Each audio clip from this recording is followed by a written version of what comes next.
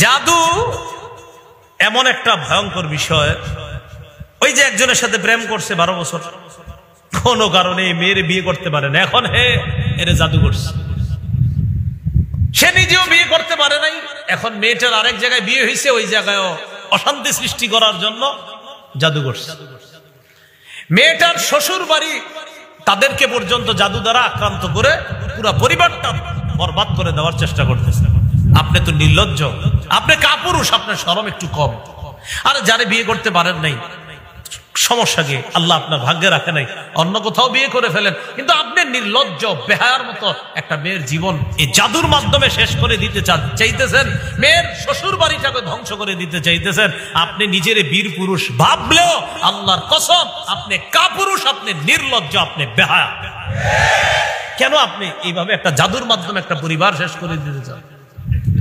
দুনিয়া ধ্বংস করলেন, আখেরাত আপনি ভাবেন যে আপনি খুব বীর পুরুষ, ঘোড়ার ডিমের পুরুষ। আপনি বিয়ে করতে পারেন না তো শেষ, খালাস। কেন আপনি জাদুর মাধ্যমে আবার পরিবার ধ্বংস করবেন?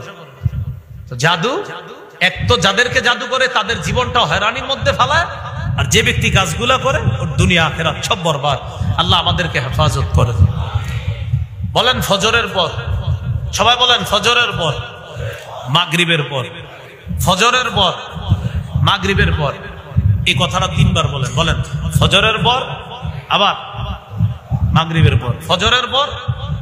বলেন কুল হু আল্লাহ 3 বার, ফালাক 3 বার, নাস 3 বার। তাহলে বলেন তো কুল হু আল্লাহ, ফালাক, নাস কোন 2 ওয়াক্ত নামাজের পরে 3 বার পড়ব? রইল আর কয় ওয়াক্ত? কোন 3 ওয়াক্ত? যোহর, আসর, এশা।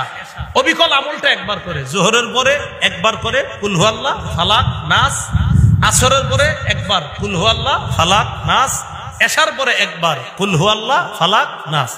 এবার আমি বলবো সংখ্যা, আপনারা নামাজ বলবেন 3 বার করে কোন কোন নামাজের পর?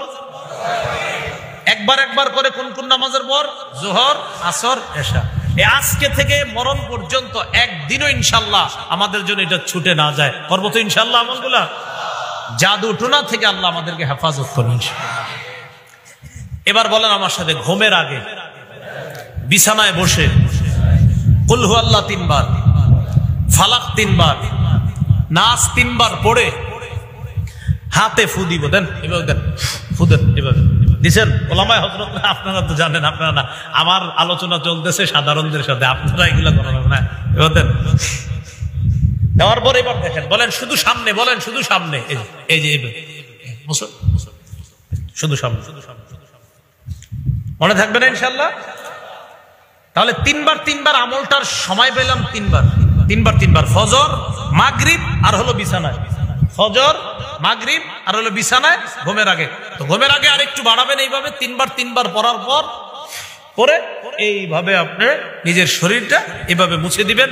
এখন বাসায় যাওয়ার পর দেখবেন আপনার ছোট বাচ্চাটা, ছেলে মেয়ে ঘুমায় রয়েছে, বিবিরে এখনই মেসেজ দিয়ে দেন বা ফোনে বলে দেন, তুমি তাড়াতাড়ি আমার ছেলে মেয়েকে, ওরা তো পারে না, তুমি পরে তাদের শরীরে ফু দাও। যদি দেখেন যে এই আমল আজকে হয় নাই, আপনি বাসায় গিয়ে বাচ্চাদেরকে এইভাবে ফু দিয়ে দেন এবং প্রতিনিয়ত বিবিরে বলবেন এই আমলটা করো।